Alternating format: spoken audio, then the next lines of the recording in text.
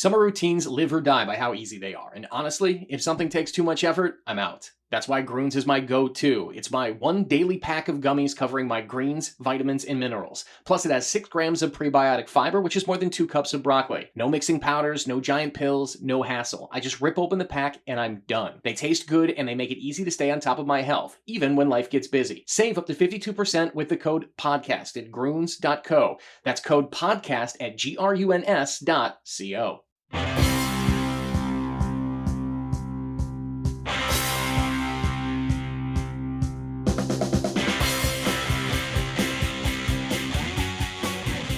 Welcome back to Dawn of Sports. Dawn Mitchell is the star of the show. She's off this week. We have a great pinch hitter for her, Andrea Yoch, my longtime friend, founder of the Minnesota Aurora, doing all kinds of stuff with World Cup soccer, and of course, always engaged in the women's sports world, always engaged in the sports world with an emphasis on women's sports. We are coming to you from the Aquarius Home Services Studio.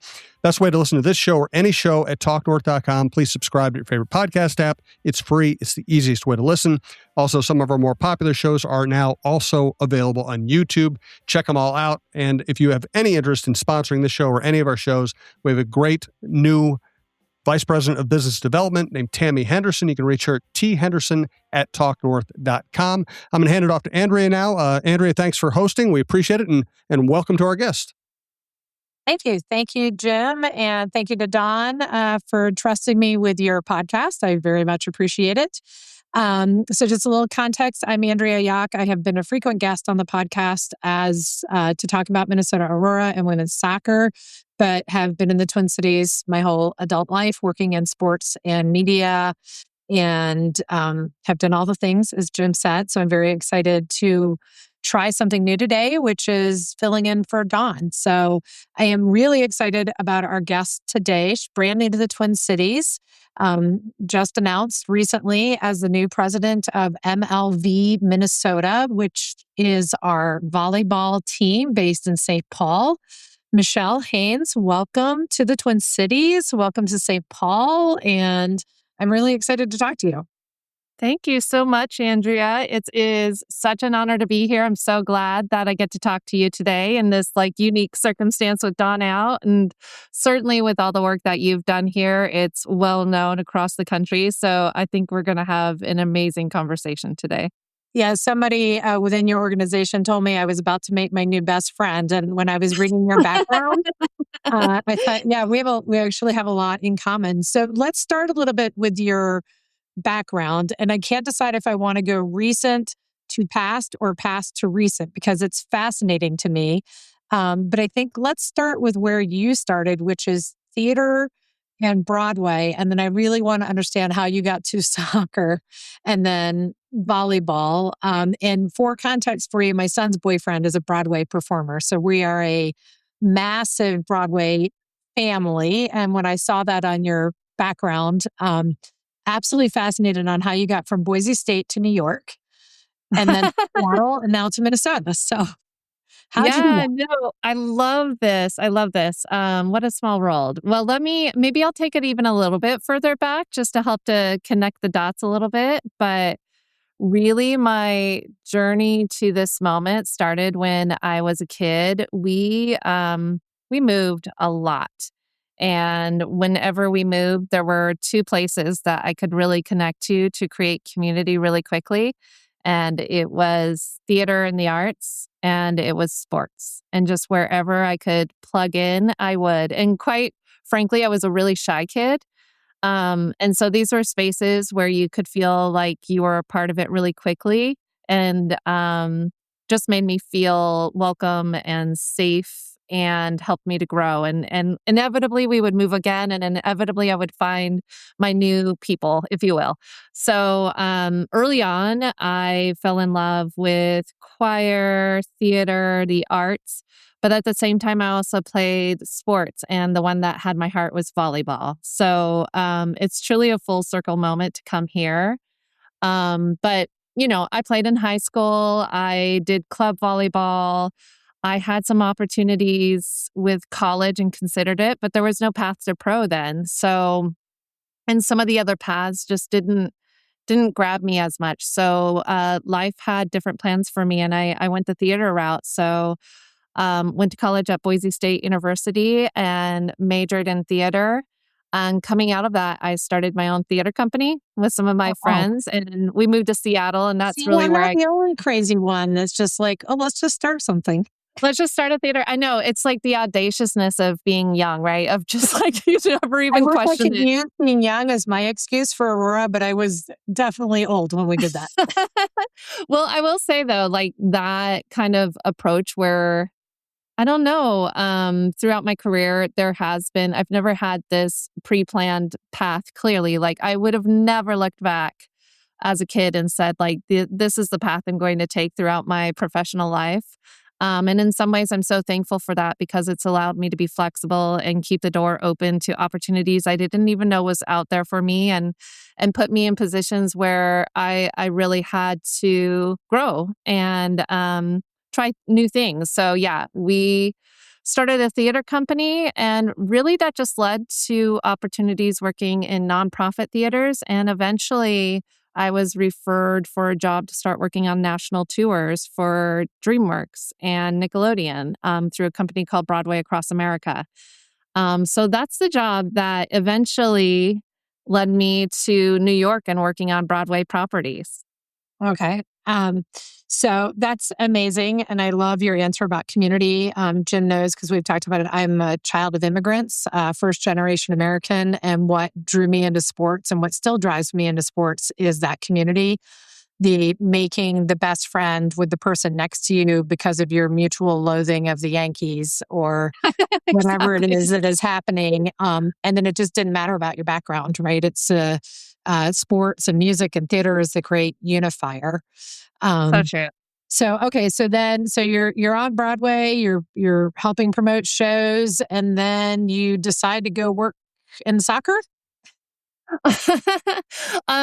Sort of. It came to me again, like many things. I had an opportunity through live entertainment that brought me back to Seattle. And then I was working at Seattle Rep, leading marketing and across the business operations there. And someone at that point, I started at Seattle Rep during the pandemic. My first day was March 2nd, 2020. Oof. So with it, yeah, that's another conversation. But, spent the couple of years working to get that theater reopened and back to a place where we could operate safely and successfully. And during that time, I don't know. I think sometimes you have those moments in your life where you're putting something out into the universe and you don't even know what will come back to you. And I'd been in live entertainment for a long time and had been following what was happening with women's sports and just women in general. And I just knew I wanted to do something in that space. I didn't even know what that meant at that moment. I always looked to sports for inspiration and I always looked for opportunities in that space. And then one came to me for Seattle Reign FC to lead up their marketing. And they were getting ready. They just had a new ownership group come in and they were getting ready to move to Lumen Field from playing in a minor league baseball stadium for the last couple of years. So they really needed someone to come in with some of that experience, both at helping launch, in essence, a new brand under a new ownership and sell a lot of tickets in Lumen Field and just really grow what was already there, this incredible legacy there. And I could not pass that up. So that's how it came my way. Okay.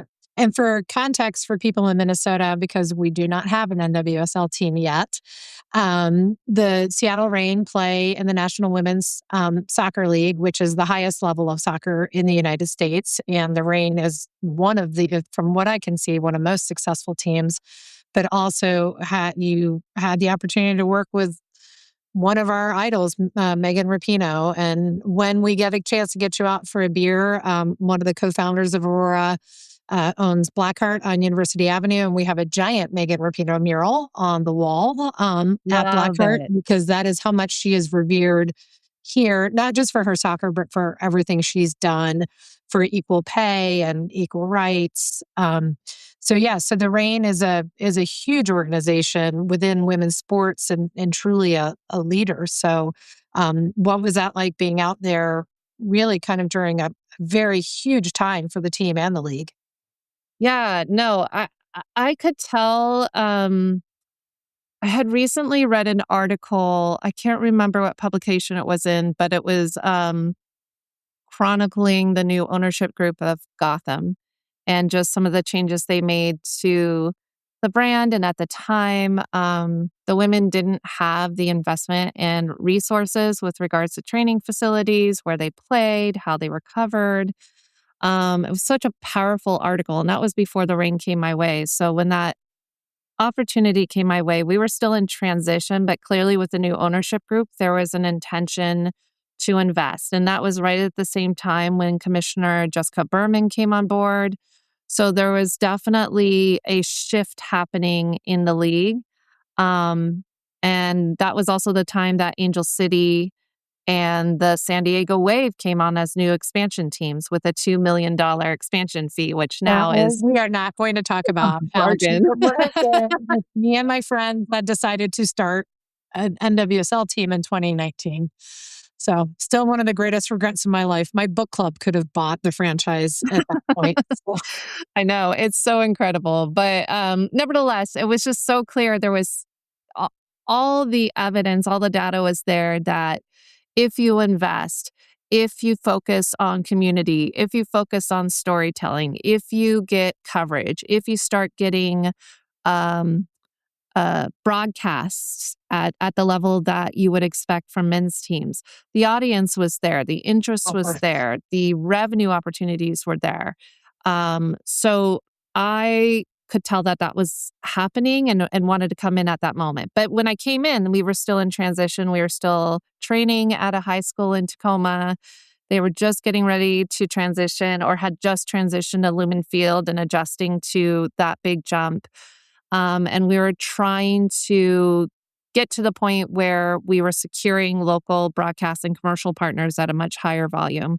So for me, it was an exciting time and really the core of what made it truly special and made me realize this is the space I want to work in for a long time. It was the players. It's a very player-centered space, and working with players like Megan Rapinoe and Rose Lavelle and Emily Sonnet and just legend after legend after legend. It was such an incredible roster of players. Just Fishlock. I could go on. They were just one of the first meetings I had when I started there was with the assistant GM and with Lou Barnes, the captain of the team, because what was important to them, and they'd never really had a role like this before. They'd had just a couple of people in marketing that were more at coordinator, manager levels. They'd never really had an executive at that level. And it was an opportunity to start to do what they knew was possible. And so Lou and Santi presented to me a deck that the players put together about how they wanted to show up in terms of the community engagement they wanted to see, in terms of the values and mission that the organization started with going back to 2013, in the ways that they wanted to show up in social media, press, on broadcast. And it was just so incredible that this was generated from the players. This wasn't something that had to come from the top down. And to me, that was the moment I knew I would be hooked, because then you start working with the fan base and how dedicated and passionate and informed. It's just a different beast. And that really is what we started to build the Reign upon from that point forward. Lots more to come from Andrea and Michelle. Thank you to Michelle for her time today. We do want to thank the people who keep us rolling. Also, a reminder, Leah B. Olson, longtime Lynx and Timberwolves broadcaster, locally is now doing national games for the WNBA, and she is a regular contributor here at Dawn of Sports. Congratulations to her, and you'll hear her frequently on this network. We would like to thank Aquarius Home Services. We'd also like to thank Minnesota Masonic Charities. Today, I want to talk a little bit about the Minnesota Masonic Charities. When you think about the Masons, I get it. You think about the funny hats, those pancake breakfasts, which are phenomenal. My dear friend John Schweitz and I have chatted about this, and it's so much more than that. They've got the Masonic Home over in Bloomington. They've got the hospital for the children over at the U of M. They are the largest fraternal organization in terms of charitable needs in our country, and they deserve a ton of recognition. So thank you, Minnesota Masonic Charities, for all you do and for supporting us over here at Talk North, and a special thanks to my good friend, John Schweitz. Welcome to Lucy Nicotine Pouches.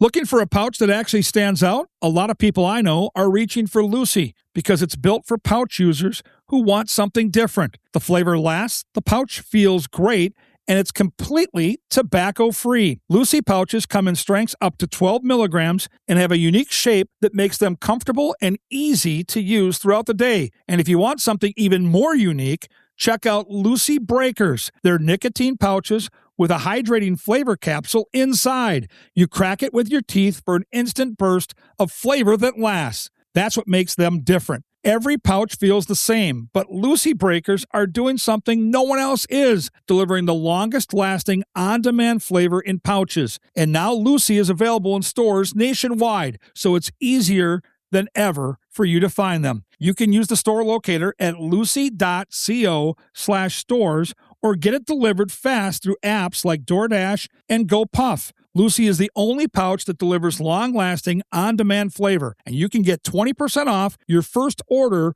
when you buy online at lucy.co/dawn and use the promo code DAWN. And if you don't want to wait, check out their store locator to find Lucy near you and grab it today. And here comes the fine print. Lucy products are only for adults of a legal age, and every customer is age verified. Warning, this product does contain nicotine, and nicotine is an addictive chemical. And a reminder, the Twins are on quite a streak right now. You can go out to the Twins game, see Byron Buxton, see a great group of young arms when they return from their road trip. So thanks to the Minnesota Twins. Here is where it all starts. Here's where pages are turned and new legends are written. Here's where kids become lifelong fans and lifelong fans become kids. Here's where sunsets last longer, happy hour tastes better, and summer hits its stride. And when all of Twins territory stands together and believes hard enough, well, there's no place like here. Get your tickets at twins.com. Andrea. All right. Thank you, Jim. Don't forget, Aurora is also on quite a streak right now. We just had our 50th game undefeated in the regular season since we started. So congratulations. Amazing. Can't wait. It's pretty incredible. Can't wait to get you out to a game to Michelle.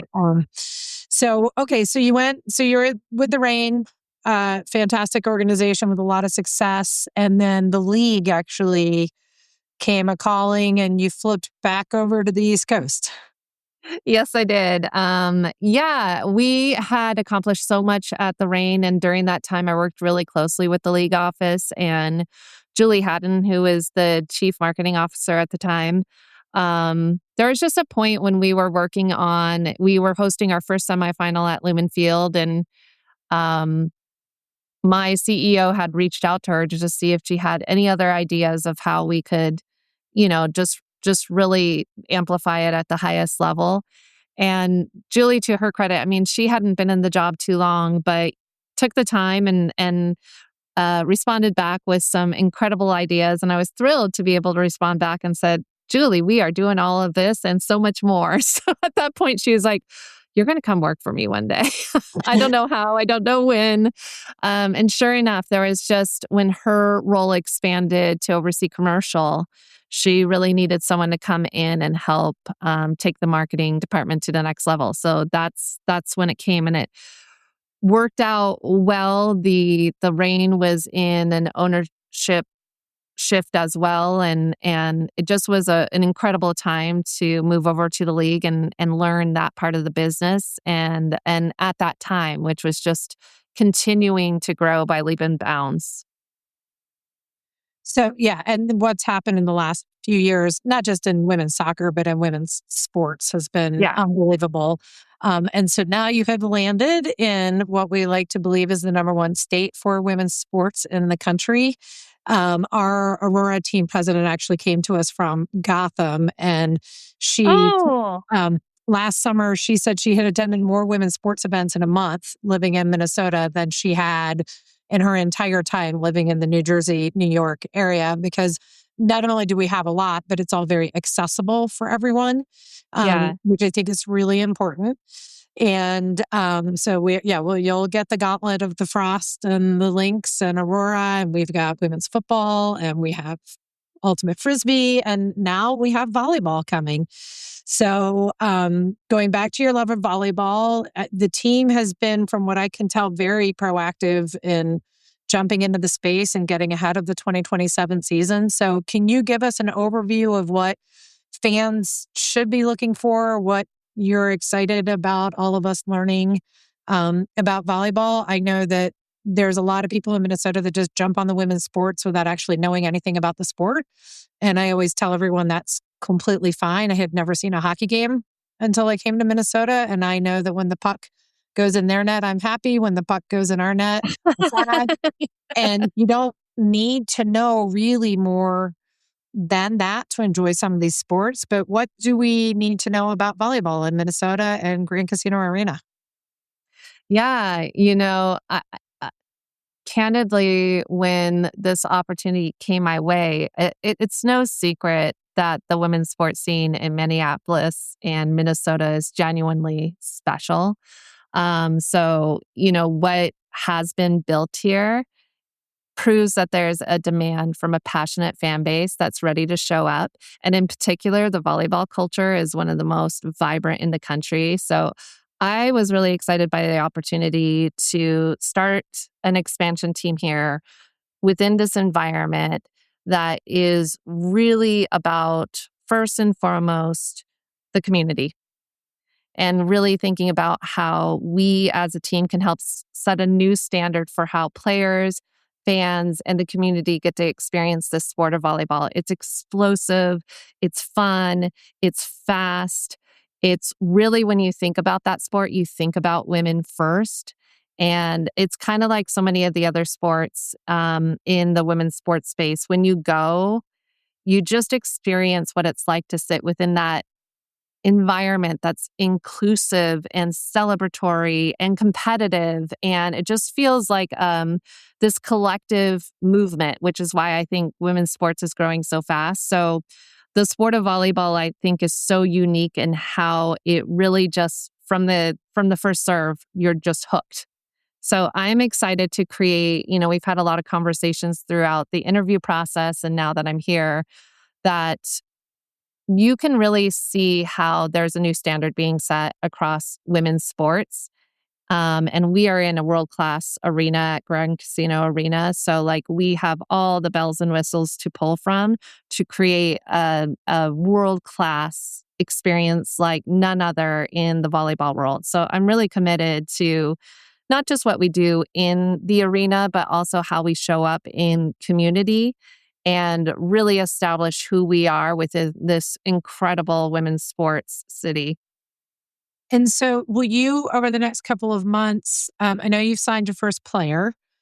And so if for your job, I'm assuming there is naming coming and a brand coming, or are you going to follow the PWH model where everybody's generic for the first year and then you do naming? What's up for the next couple of months? No, we definitely, this is a locally owned expansion team. And as such, as any franchise would do, one of the most important decisions that we will be making is around our brand, which includes the logo, the colors, and just the world that we're creating for this franchise and for our players and fans. So all of that work has started before I arrived, and there's been a lot of intention, and we're making sure that we get it right. So it's taking the time it takes. I know you're probably very familiar with this, having gone through it. We've got 300 names that we didn't use if you need. Yeah, no, we have the boneyard. So and it's a complex one. Frost too. They also had a boneyard. Yeah. It's a lot. I think what people don't realize is there's a lot of great names out there, but once you start getting into the nitty-gritty of IP and trademarks and just something that you feel offensive. like, right, and just what feels representative of like where we are, what the fan base is, and how we want to show up as a team. It suddenly becomes really clear, like the territories that you're working in. And this team has done such a great job of including players and fans and other stakeholders in that process. So it's been really intentional. So we'll have some news soon on that. But in the meantime, we do have some more player announcements that will be coming out in the coming weeks. Stephanie Samadi is the first player signed, and I know that this community knows her well. She's an incredible player, one of the best in the world, and I think it's really exciting to have her come back home. She just won a championship back in Japan and is really just one of the most respected athletes in this space. So I think she's going to be an incredible leader for this team. And Pedro Mendes, our GM and coach, has put together an incredible roster that I think our fans are going to be really excited by. So much of the next few months is really just thinking about from that first moment when we launched the brand, what we do in that moment and how it just continues to build momentum up to that first game. And there's a number of milestones between now and then that I'm working with the team to start to craft out so that we're just really clear about how we're showing up and how we create an incredible moment for that first game. Yeah, and that'll be January, right, of 2027? January of 2027 at Grand Casino Arena. That's awesome. It doesn't feel like that long ago since the Wild named themselves, but I know that was, I think, 25 years ago. So, it is a very hard part of the process, but when you get it right, it's a big deal, right? It feels so good. And even when we were down to 3 for Aurora and the final 3 were presented to the board, we saw Aurora and our community owners voted on the name. But as soon as we saw it, we knew that one was going to win. Like there was just no doubt. So hopefully you have a clear winner in your group. I think we're going down the path for sure and getting close. But we just want to be exhaustive with it. And, having worked in marketing and branding, it is a really special moment. And you never get this moment back, right? Right. So you want to make sure it hits right. And even if, I was in Seattle when they announced the new name for the hockey team there, the Torrent. And there were some fans that were like, okay. Okay. But I tell you what, you go back there now and everyone's all in. It's all Torrent. Yeah. So, I think that's the world that they created, the community they created, the ownership that the fans feel like they have, that's really what it's about. Like the name is just one part of it, but by no means is expressive or reflects the full potential of that brand and what you're building. That's not just for that moment, but sustained for years to come and hopefully becomes a part of Minnesota, legacy. Well, I mean, certainly I think everybody's trying and I do, I think the greatest thing about our women's sports community here is that if there is anything that you need, anything that any of the other teams can do to help you, we were lifted up tremendously by the Minnesota Lynx when we started. Carly Knox and Cheryl Reeve have, now they're actually investors and on our board, but from the very beginning, they were, how can we help? They were having us over before we had a name.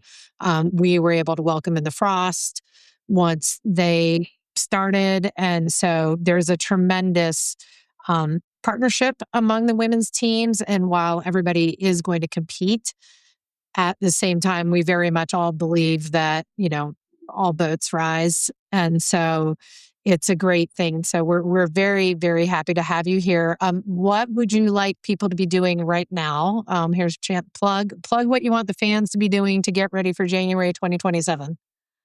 Yeah, I want them to go to MLVminnesota.com to get more information, put down a deposit for season tickets, and keep an eye out. Sign up for our socials. We're going to have some incredible announcements soon. Events will be showing up in communities. So really excited to get out there and meet people and excited to build something that I feel like will be reflective of this community. I feel so, I've been here for a week, but I already feel like it's home. I feel so welcome here. And that's been what you're talking about, Andrea, has been so evident in terms of the outreach. It's been immediate. And I feel like that's so much of what the women's sports space is about, which is what I love about it. But there are certain communities where it's clear that they really like live that. And this is, I'm already like just blown over by just the kindness and generosity and the time